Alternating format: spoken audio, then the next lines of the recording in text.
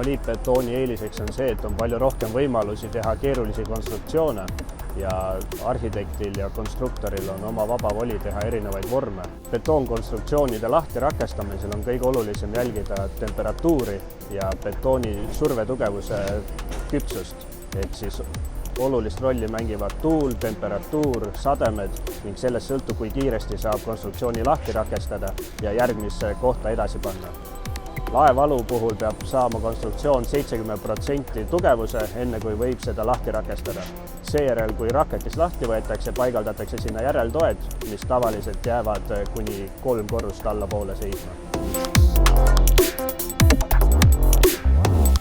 Ehitame hetkel Rotermanni kvartalis Ahtri büroo hoonet.